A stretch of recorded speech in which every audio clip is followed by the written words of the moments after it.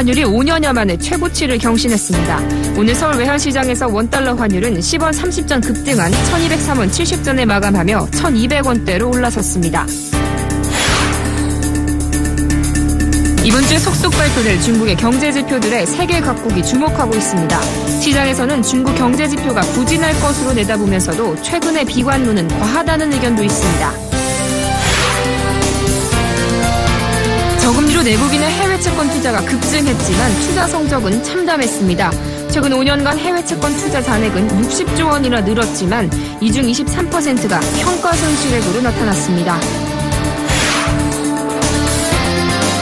국내 2위의 대형마트인 홈플러스가 7조 2천억 원에 국내 토종 사모펀드인 MBK 파트너스에 팔렸습니다. 이번 매각 가격은 국내 기업의 인수합병 역사상 최고액입니다.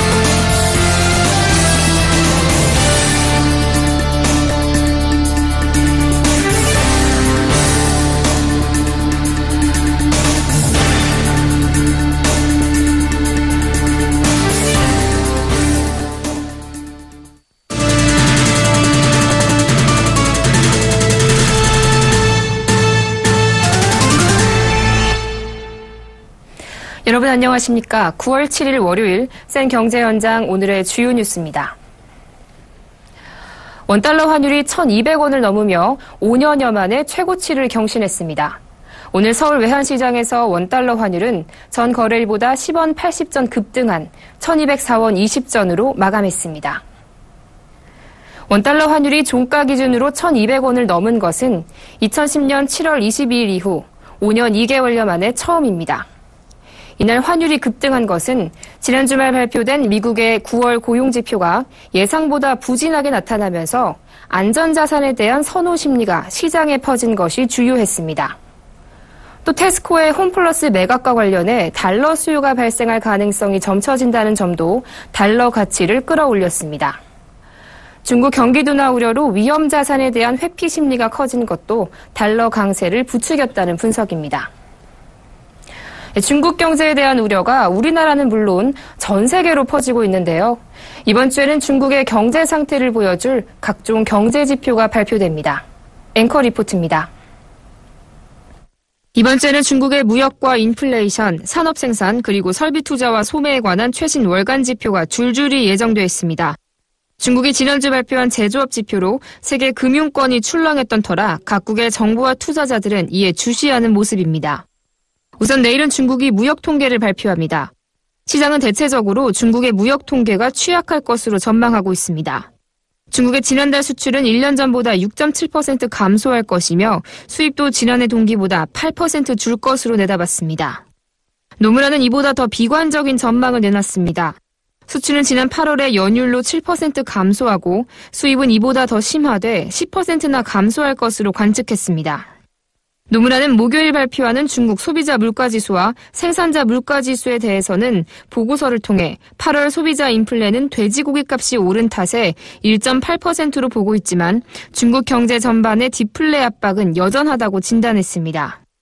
이 밖에도 이번 주 일요일에는 소매 판매와 산업 생산 지표가 예고되어 있습니다. 세계 금융시장은 수출 등 이번에 나올 중국 경제 지표들이 부진할 것이라는 데 동의하는 모습입니다. AFP에 따르면 ANG 뱅킹그룹은 보고서에서 중국이 3분기에 연율로 6.4% 성장하고 4분기에는 6.8%로 확대될 것이라며 올해 성장 목표인 7% 달성은 어렵다는 입장을 비쳤습니다. UBS 보고서는 올해 중국 경제 약화는 분명하다면서 여전히 하강 압박에 직면해 있다고 지적했습니다. 그러면서도 최근 중국 증시 폭락 등으로 중국 경제가 주저앉을 것이라고 내다보는 것은 섣부르다는 입장을 견지했습니다. 신용평가기관인 피치는 지난 4일 낸 보고서에서 중국의 단기 전망을 둘러싼 비관론은 과다하다며 중국의 경기 부양책으로 지난 2분기 성장이 탄력을 받기 시작했다고 평가했습니다. 서울경제TV 정한입니다. 저금리 시대에 돌입하면서 내국인의 해외 채권 투자가 증가하고 있지만 투자 성적은 낙제점인 것으로 나타났습니다. 최근 5년간 우리나라의 대외 채권 투자 잔액은 756억 달러로 5년 전보다 무려 516억 달러, 우리 돈으로 약 60조 원이나 증가했습니다. 그러나 투자액의 23.4%인 177억 달러가 평가 손실인 실정입니다. 이 같은 평가 손실은 주로 환율 변동에 따른 것입니다. 최근 1년간 해외 채권 투자에서 거래 이외의 가격 및 환율 변동 등으로 입은 평가 손실은 103억 달러에 달하는 것으로 추정됩니다. 한때 국내에서 투자 붐이 일었던 브라질 채권의 경우 브라질 헤아라 가치가 올해 1분기 들어 17.2%나 하락해 투자 손실이 불가피한 상황입니다. 올 들어 중국 화장품 시장에서 우리나라가 프랑스에 이어 2위에 올랐습니다. 무역협회에 따르면 중국 시장에서 1월부터 7월까지 한국 화장품 수입액은 3억 7천만 달러로 무려 250.6% 늘어나 2위에 올랐습니다. 중국 시장 점유율도 22.1%로 작년 9.8%보다 12.3%포인트 높아졌습니다. 프랑스 화장품 수입액은 5억 1천만 달러로 가장 많았습니다. 이 기간 중국의 화장품 수입액은 16억 7천만 달러로 지난해 같은 기간보다 36% 늘었습니다. 오피스텔 시장이 달아오르고 있습니다. 최근 분양한 오피스텔들이 완판 행진을 이어가고 있는데요. 저금리의 투자처로 주목받고 있을 뿐만 아니라 전셋값 고공행진에 아파트보다 저렴한 오피스텔로 눈 돌리는 주택 수요자들이 몰리고 있습니다. 정창신 기자가 전합니다. 최근 저금리 기조가 계속되자 은행이자보다 높은 수익이 가능한 오피스텔이 인기를 끌고 있습니다. 오피스텔은 아파트 청약과 달리 청약 통장이 필요 없어 손쉽게 투자가 가능합니다. 전셋값 고공행진에 내 집 마련에 나선 주택 수요자들이 아파트보다 저렴한 오피스텔로 눈을 돌리고 있다는 분석도 나옵니다.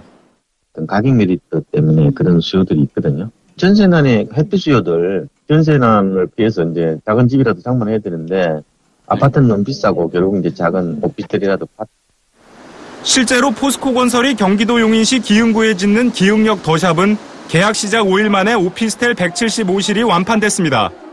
지난달 22일 문을 연 이 아파트 모델하우스는 개관부터 주말 3일간 2만 3천 명이 몰리며 완판을 예고한 바 있습니다. 기흥역을 약 350m 정도 이격거리를 두고 있고 기흥역을 통해 갖고 강남까지 접근성이 약 30분 정도에 도달할 수 있습니다. 또한 향후에 이제 GTX가 연결됐을 경우에 수서까지 약 4정거장에 이제 편리한 강남 접근성을 가지고 있는. 이 오피스텔의 평균 분양가는 3.3제곱미터당 520만 원으로 전용 59제곱미터의 경우 2억 원대 초반에 장만할 수 있습니다. 인근 기흥구 구갈동의 한성 2차 아파트 전용 47제곱미터는 매매가가 2억 2,700만 원의 시세가 형성돼 있습니다. 삼성물산이 서울 용산구 한강로에 짓는 레미안 용산 오피스텔 782실도 최근 완판됐습니다. 주변에 대형마트와 영화관이 있고 인근에 면세점이 들어설 예정으로 생활 편의 시설이 풍부한 것이 특징입니다. 이 오피스텔은 전용 40에서 84제곱미터로 다양하게 구성됐는데 3.3제곱미터당 평균 3천만 원의 분양가를 나타내고 있습니다. 인근 강남 재건축 아파트들의 분양가가 3.3제곱미터당 4천만 원에 육박하는 것과 비교하면 저렴합니다. 대우건설이 서울 용산구 한강로 2가 용산역 전면 2구역을 재개발한 용산 푸르지오 서밋 오피스텔 650실도 완판 대열에 합류했습니다. 중앙선과 경의선, 지하철 1, 4호선 등이 인근에 있어 교통 환경이 편리합니다. 건설사들은 오피스텔 인기를 이어가기 위해 전용률을 높이고 부대 시설을 확충하는 등의 전략으로 수요자들을 사로잡는다는 계획입니다. 서울경제TV 정창신입니다.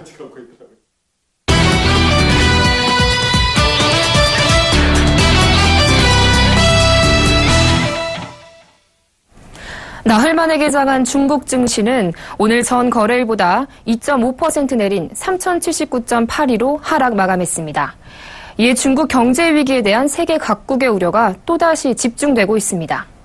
중국발 경제 위기에 신흥국의 선두로 세계 경제가 침체될 것이라는 전망인데요. 그렇다면 한국 경제는 어떻게 될지 보도국 양한나 기자와 자세히 알아보겠습니다. 안녕하세요. 네, 안녕하세요. 네, 이 중국 경제 위기에 대해서 세계 각국의 우려가 만만치 않습니다. 네. 지금 어떤 상황입니까? 네, 그렇습니다. 이미 대중국 의존도가 높은 신흥국들을 중심으로 수출과 경제 성장률이 급속히 떨어지고 있는 모습입니다. 지난달 11일 중국이 위안화를 평가절하하면서 신흥국 환율이 외환위기 수준으로 치솟은 데다 중국에 대한 원자재 수출까지 급감했기 때문입니다. 중국과 교역 비중이 높은 신흥국에서는 중국발 경제 위기는 이미 시작됐다라는 지적이 나오고 있습니다.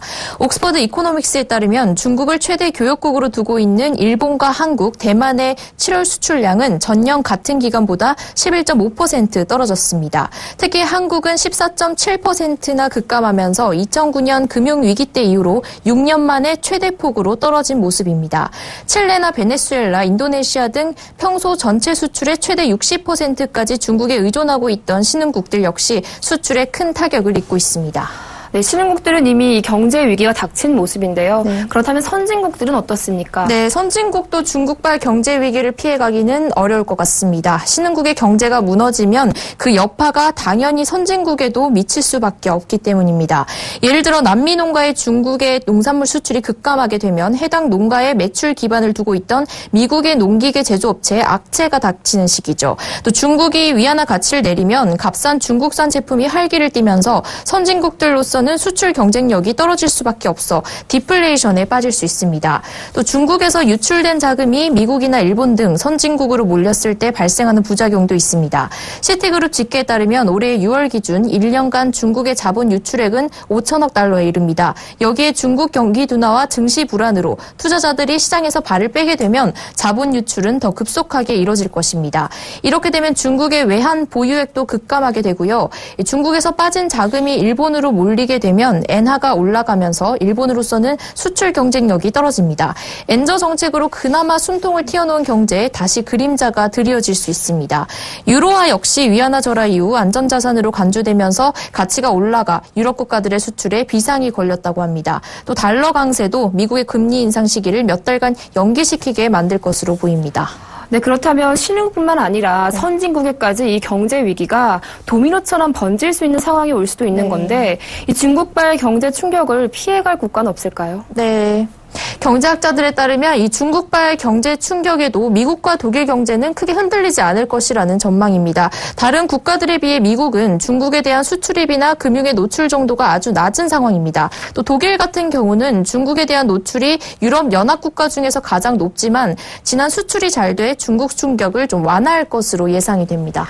그러니까 미국과 독일 경제는 그나마 안심할 수 있다라는 이야기인데 한국 경제는 그 여파를 피해가기 어렵지 않습니까? 네. 아까 말씀드렸듯이 이미 한국의 수출량은 금융위기 이후 최대로 급감한 모습이고요. 금융위원회가 최근 중국 경제 진단 및 시사점 보고서를 내놨는데 금융위는 보고서에서 중국 경제의 성장률 둔화가 한국 경제의 하방 요인이 된다고 분석했습니다. 중국이 제3국 시장으로 덤핑 수출에 나설 가능성이 있다고 보여지면서 대중국 수출 비중이 큰 신흥국의 성장률이 둔화하면 한국의 신흥국 수출도 줄어들 가능성이 있다고 하고요. 또 단순히 수출 감소뿐 아니라 중국의 제품 경쟁력이 밀리는 점까지 감안하면 중장기적으로는 중국의 성장 전략이 실패해도 문제, 성공해도 문제라는 분석입니다. 네, 중국발 경제 위기가 세계 경제에 미치는 영향에 대해서 보도국 양한나 기자와 함께했습니다. 오늘 말씀 잘 들었습니다. 고맙습니다. 네, 감사합니다.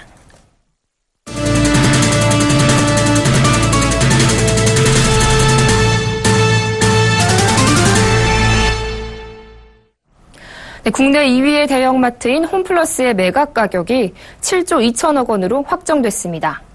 지난 2007년 신한금융지주의 LG카드 인수금액을 뛰어넘는 국내 기업 인수합병 역사상 최고액입니다. 한국계 사모투자펀드 MBK 파트너스는 오늘 테스코와 홈플러스 그룹 주식 양수도 계약을 맺었습니다. 현재 홈플러스는 140개 대형마트, 375개 슈퍼마켓, 327개 편의점, 홈플러스 베이커리, 물류센터, 아카데미, 홈플러스 이파란재단 등으로 구성되어 있습니다. MBK 측은 홈플러스 임직원 전원을 고용 승계하고 인위적인 구조조정을 하지 않겠다고 약속했습니다. 또 앞으로 2년 동안 1조 원에 이르는 투자를 집행할 계획입니다. 홈플러스는 지난 1997년 삼성물산 주도의 대구 1호점으로 영업을 시작해 99년 영국계 테스코에 매각된 후 16년 만에 다시 한국 투자자의 품에 안기게 됐습니다. 삼성 바이오에피스의 첫 바이오시밀러 제품인 브랜시스가 식품의약품안전처 허가를 받았습니다. 브랜시스는 류마티스 관절염, 건선성 관절염 치료약입니다. 삼성 바이오에피스는 약과 고시 등을 거쳐 올해 말이나 내년 초에 브랜시스를 국내에 판매할 예정입니다. 삼성 바이오에피스는 10개국과 73개 병원에서 류마티스 관절염 환자 596명을 대상으로 24주 동안 임상 3상을 진행했습니다. 바이오시밀러는 특허가 만료된 바이오 의약품을 동일한 효능으로 개발하는 복제 의약품입니다. 오리지널 의약품의 가격보다 30% 정도 저렴한 것이 특징입니다. LS전선의 베트남 법인인 LS전선 아시아가 국내 증시에 상장합니다. 이는 국내 기업의 해외 출자 법인이 한국거래소에 상장되는 첫 사례입니다.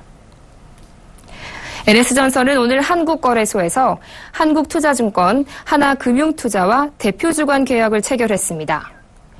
LS전선 아시아는 LS전선이 베트남 2개 법인의 상장을 위해 지난 5월 국내에 설립한 지주회사로 상장 예비심사 등을 거쳐 내년에 유가 증권시장에 상장될 예정입니다.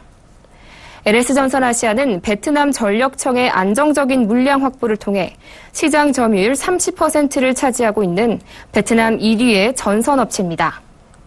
현지 진출 첫 해인 1996년 17억 원이던 매출이 지난해에는 두 법인을 합쳐 4천억 원으로 230배 넘게 성장했습니다. 올 들어 증시 변동성이 커지며 투자자 간 손바뀜도 활발해진 것으로 나타났습니다. 한국거래소에 따르면 지난 2일 기준 올해 유가 증권시장 상장 주식 회전율은 201.44%로 지난해 같은 기간보다 약 78%포인트 상승했습니다. 코스닥 시장의 회전율은 385.71%로 지난해보다 약 135%포인트 늘었습니다. 주식 회전율은 거래량을 상장 주식수로 나눈 값으로 회전율이 높다는 것은 그만큼 주식의 손바뀜이 잦았다는 것을 의미합니다. 지난 2일까지 유가 증권시장에서 상장 주식은 한 주당 약 2번, 코스닥은 약 3.8번의 매매가 이뤄진 셈입니다. 이는 지난 한 해 주식시장의 전체 회전율에 육박하는 수준입니다. 올 들어 회전율이 가장 높은 종목은 코아스, 슈네 생명과학, 쌍방울 등이었습니다. 홈쇼핑, 인터넷, 텔레마케팅 등 보험사가 직접 소비자를 만나지 않고 비대면 채널로 보험 상품이 판매되는 과정에서 연간 4만 건 안팎의 불안전 판매가 발생하는 것으로 나타났습니다. 금융감독원이 새정치민주연합, 민병드 의원에게 제출한 현황에 따르면 지난 2012년부터 지난해까지 3년간 비대면 채널에서 발생한 불안전 판매가 12만 4,206건에 달했습니다. 불안전 판매는 금융상품의 기본 구조나 자금 운용, 원금 손실 여부 등 관련 내용을 고객에게 충분히 설명하지 않거나 소비자를 오인케 하는 과장된 표현이나 허위 설명으로 상품을 판매해 소비자에게 피해를 주는 것을 말합니다. 생명보험사는 텔레마케팅을 통한 불안전 판매가 많았고 손해보험사는 인터넷 다이렉트를 통한 불안전 판매가 가장 많았습니다. 생보사 중에선 흥국생명이 2.85%로 불안전 판매 비율이 가장 높았고 손보사 중에선 MG손보가 5.49%로 가장 높았습니다. 하나금융그룹이 오늘 오후 인천 청라국제도시에서 통합데이터센터 착공식을 가졌습니다. 통합데이터센터는 KB하나은행, 하나금융투자, 하나카드 등 하나금융 계열사의 IT 인프라를 통합하는 시설로 오는 2017년 완공됩니다. 하나금융그룹은 계열사별로 분산된 IT 인프라를 통합해 효율적으로 데이터를 관리하고 활용할 수 있을 전망입니다. 통합데이터센터는 하나금융이 청라국제도시에 조성하는 하나금융타운의 1단계 사업입니다. 내년 상반기부터 인재개발원, 통합콜센터 등 2단계 사업도 순차적으로 진행할 계획입니다. 최근 최근 10년간 5대 대기업 집단 중에서 공정거래위원회가 법 위반 행위를 가장 많이 적발한 곳은 롯데그룹으로 나타났습니다. 18세 미만의 자녀와 함께 생계를 유지해야만 유종연금을 받을 수 있었던 규정이 19세 미만의 자녀와 살면 월소득에 관계없이 유종연금을 받을 수 있게 됐습니다. 2012년 이후 금융감독원이 접수한 대출 사기 피해 신고 건수가 10만 건을 넘어섰습니다. 아파트 관리비 비리, 횡령, 부당 허위 계약 등 불법 행위가 2년 새 총 172건으로 조사됐습니다.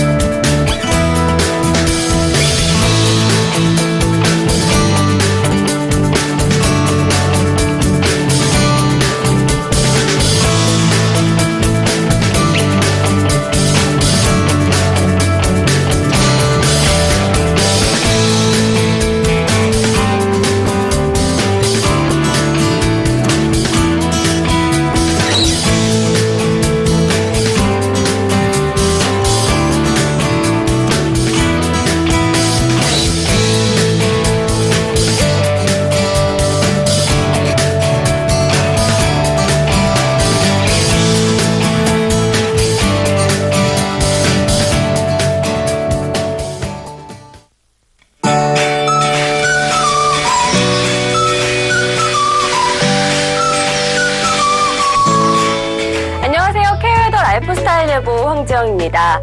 내일은 가을이 본격적으로 시작되는 백로입니다.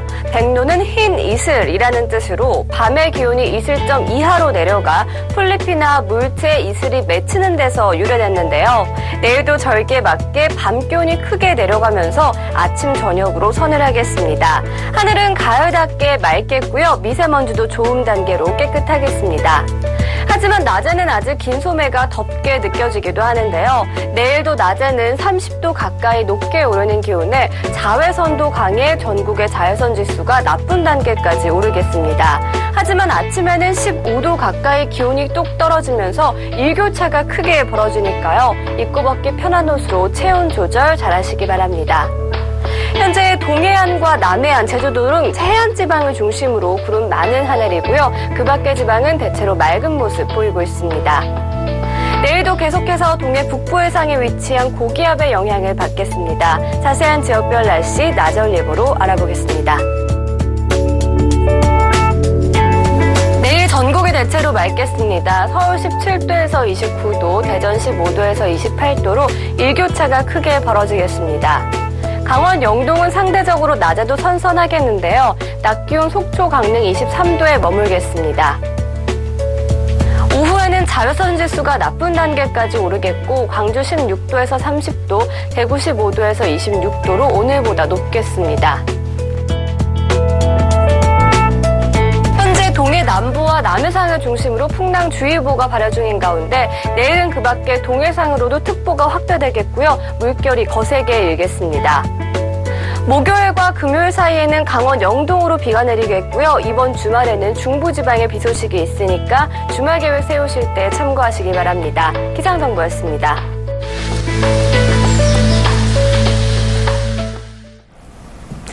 돌고래호 전복사고의 실종자 8명은 여전히 차가운 바닷속을 헤매고 있습니다. 빠른 시일 내에 따뜻한 가족의 품으로 돌아갈 수 있길 기원합니다. 생경제 현장 여기서 마칩니다. 시청해주신 여러분 고맙습니다.